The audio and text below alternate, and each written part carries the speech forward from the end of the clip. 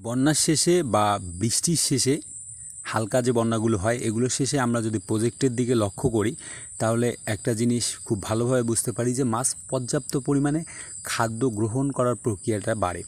এর প্রধান যে কারণগুলো আছে তার মধ্যে অন্যতম কারণ হচ্ছে পুকুরের পানিটা কিন্তু পাতলা হয়ে যায় বা পরিষ্কারনেসটা আরেকটু বেশি হয়। এই কারণে মাছের প্রাকৃতিক খাদ্য যেমন শর্ট হয়, সেই সাথে সাথে মাছের কিন্তু খাদ্যের যে রুচি বা চাহিদা এটাও কিন্তু অনেক বৃদ্ধি পায়।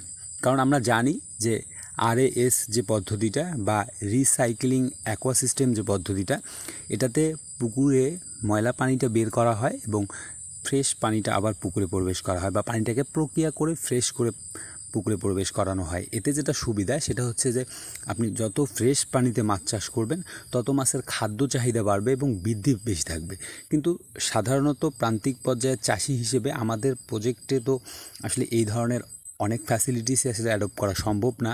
কিন্তু আমরা যেটা করতে পারি সেটা হচ্ছে যে বিশেষ করে আমার প্রজেক্টগুলোর দিকে যদি আপনি লক্ষ্য করেন তাহলে দেখবেন যে এখানে বন্যার সময় পানি প্রবেশ করে কোনো না কোনোভাবে এবং বন্যার শেষে বা ছোটো ছোটো যে বন্যাগুলো আছে এগুলো শেষে কিন্তু এই পানিগুলো বের হয়ে যায়।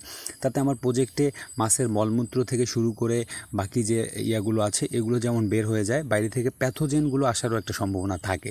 তো এরকম প্রজেক্ট তাদের অবশ্যই বন্যার শেষে পুকুরে চুন প্রয়োগ করে মাছকে নিয়মিত পর্যাপ্ত পরিমাণে খাদ্য দিতে হবে একটা মাছের খুব ভালো মানের গ্রোথের জন্য।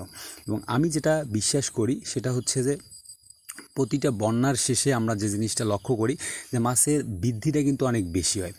এর প্রধান যে কারণগুলো আছে তার মধ্যে অন্যতম কারণ হচ্ছে যে মাছের রুচি হয় এবং মাছ কিন্তু বন্যা বা বৃষ্টির সময় পর্যাপ্ত পরিমাণে দৌড়োদৌড়ি করে বা খেলাধুলা করে এরকম টাইপের। এই কারণে মাছের এখানে কিন্তু গ্রোথ বেশি হয়।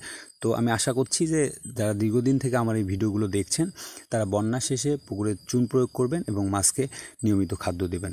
ধন্যবাদ সবাইকে।